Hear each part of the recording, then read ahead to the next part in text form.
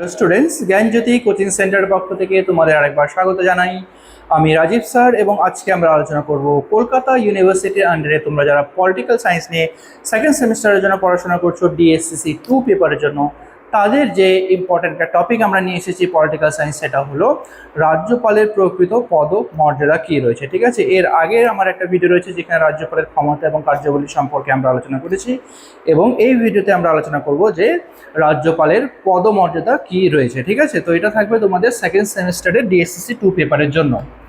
আচ্ছা, তোমরা যারা আমাদের চ্যানেলে প্রথম এসেছো বা এখনও আমাদের চ্যানেলটিকে সাবস্ক্রাইব করোনি, তারা অবশ্যই চ্যানেলটিকে সাবস্ক্রাইব করো এবং পাশে থাকা বেল আইকনটিকে ক্লিক করে দিও, যাতে আমাদের পরবর্তী ভিডিও নোটিফিকেশন তোমরা খুব সহজেই পেয়ে যেতে পারো।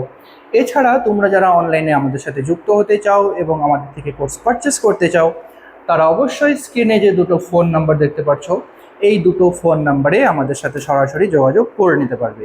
অনলাইনে যেই সমস্ত সুযোগ সুবিধাগুলো আমরা তোমাদের জন্য রেখেছি, তোমরা এখানে পেয়ে যাবে live classes, recorded classes, high quality notes এবং 100% কমন সাজেশন। মেজর স্টুডেন্টদের জন্য পুরো সেমিস্টারের কোর্স ফি রাখা হয়েছে অল সাবজেক্টের জন্য শুধুমাত্র 1199, এবং মাইনর স্টুডেন্টদের জন্য রাখা হয়েছে পুরো সেমিস্টারের কোর্স ফি অল সাবজেক্টে শুধুমাত্র 699। এছাড়া গুগল প্লে স্টোরে আমাদের একটা অ্যাপ্লিকেশন রয়েছে, যেই অ্যাপ্লিকেশনটার নাম হলো পিস্টিকল এডুকেশন। তো এই অ্যাপ্লিকেশনটা ডাউনলোড করেও তোমরা আমাদের সাথে যুক্ত হতে পারো এবং বিভিন্ন যে কোর্সগুলো রয়েছে সেই অ্যাপ্লিকেশনের মধ্যে সেগুলোর অ্যাক্সেস গ্রহণ করতে পারো।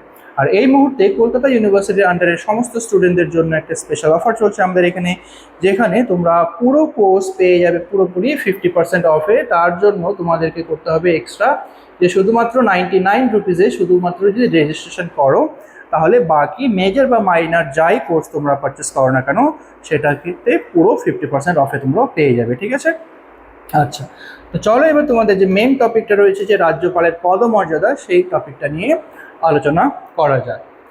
আচ্ছা, তো এখানে প্রকৃত মর্যাদা হিসেবে রাজ্যপালের কি রয়েছে দেখো। রাজ্যপালের প্রকৃত মর্যাদা কি? তিনি কি কেবলই একজন রাবার স্ট্যাম্প নাকি প্রকৃত শাসক, এই নিয়ে রাষ্ট্রবিজ্ঞানীদের মধ্যে কিন্তু মত পার্থক্য রয়েছে। ঠিক আছে, তো শুধুমাত্র নামমাত্র তিনি শাসক না, তার কাছে প্রকৃত ক্ষমতা দেওয়া হয়েছে কিনা বা সে আদৌ সেই ক্ষমতাগুলোকে প্রয়োগ করতে পারে কিনা, তো এই সম্পর্কে কিন্তু বিভিন্ন রাষ্ট্রবিজ্ঞানীদের মধ্যে মতবিরোধ রয়েছে।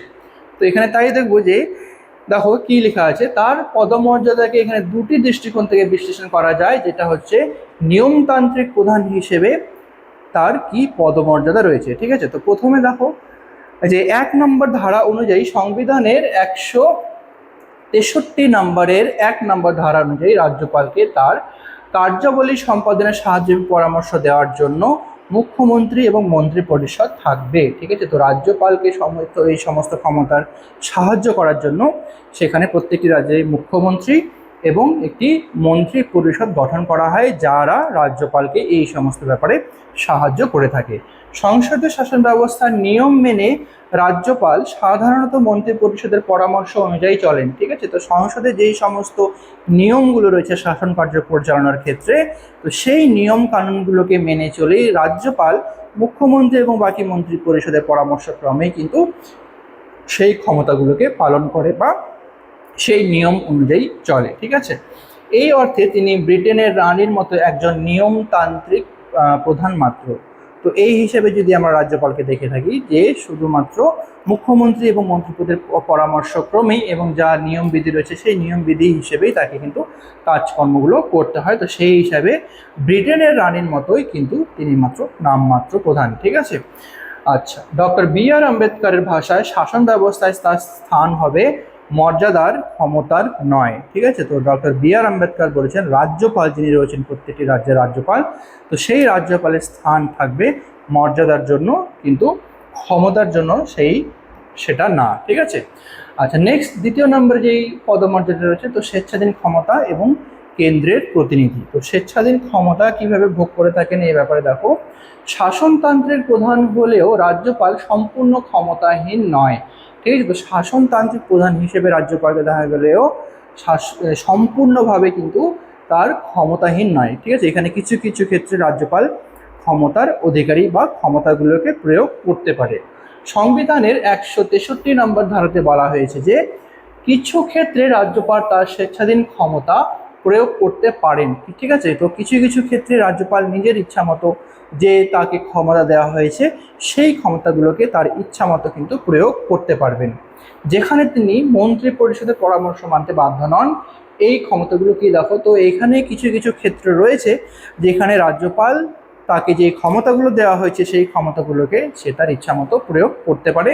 তো সেই ক্ষমতাগুলো হলো প্রথম কি, মুখ্যমন্ত্রী নির্বাচনের ক্ষেত্রে। তো মুখ্যমন্ত্রী নির্বাচনের ক্ষেত্রে রাজ্যপাল এখানে স্বেচ্ছা ক্ষমতাগুলোকে প্রয়োগ করতে পারে। বিধানসভায় কোনো দল একক সংখ্যাগরিষ্ঠতা না পেলে কাকে মুখ্যমন্ত্রী পদে আহ্বান করতে হবে তা রাজ্যপালের নিজস্ব বিবেচনার উপর নির্ভর করে। তো এই ক্ষেত্রে মুখ্যমন্ত্রী নির্বাচনের ব্যাপারে যদি একক সংখ্যাগরিষ্ঠতা নিয়ে যদি কোনো দল যদি বিজয়ী না হয়, তাহলে সেই ক্ষেত্রে মুখ্যমন্ত্রী বানানোর জন্য একটা অচলাবস্থা সৃষ্টি হবে, এবং এই ক্ষেত্রে কাকে মুখ্যমন্ত্রী নিয়োগ করা হবে সেটা কিন্তু পুরোপুরি রাজ্যপালের হাতে থাকে, ঠিক আছে। রাজ্যপাল যাকে মনোনীত করবেন মুখ্যমন্ত্রী হিসেবে তাকেই মুখ্যমন্ত্রী ঘোষণা করা হবে। নেক্সট হলো বিল সংরক্ষণের ব্যাপারে রাজ্যপালেরও কিছু স্বেচ্ছাধীন ক্ষমতা রয়েছে। ধারা 200 নম্বর অনুযায়ী রাজ্য মন্ত্রিসভার আপত্তি সত্ত্বেও কোনো বিলকে তিনি রাষ্ট্রপতির অনুমোদনের জন্য আটকে রাখতে পারেন, ঠিক আছে। তো রাষ্ট্রপতির অনুমোদনের জন্য বিলকে আটকে রাখার ক্ষমতা কিন্তু এখানে রাজ্যপালের কাছে রয়েছে। নেক্সটে বলা হয়েছে 356 নম্বর ধারা প্রয়োগ করা। তো এখানে কি বলা হয়েছে দেখো, রাজ্যে আইন শৃঙ্খলার অবনতি ঘটলে মন্ত্রিসভার পরামর্শ ছাড়াই তিনি রাষ্ট্রপতির কাছে রাজ্য জরুরি অবস্থা জারির রিপোর্ট পাঠাতে পারেন। তো রাজ্যে যদি কখনো আইন শৃঙ্খলা অবস্থা তৈরি করা হয়ে থাকে, তাহলে এই ক্ষেত্রে কি হয়, মন্ত্রিসভার পরামর্শ রাজ্যপালের কোনো দরকার পড়ে না, ঠিক আছে। মন্ত্রিসভার পরামর্শ ছাড়াই শুধুমাত্র রাজ্যের জরুরি অবস্থা ঘোষণা তিনি করতে পারেন। এখানে রাষ্ট্রপতির সাথে শুধুমাত্র তিনি পরামর্শ নিয়ে থাকেন, ঠিক আছে। শুধুমাত্র রাষ্ট্রপতির কাছেই পরামর্শ নিয়ে এই সমস্ত জরুরি অবস্থা তিনি ঘোষণা করতে পারেন, ঠিক আছে। তো এটা ছিল আজকের আলোচনার বিষয়। আশা করি ভিডিওটি তোমাদের ভালো লেগেছে। তো দেখা হবে পরবর্তী ভিডিওতে নতুন কোনো টপিক নিয়ে। ততক্ষণ পর্যন্ত ভালো থেকো, সুস্থ থেকো।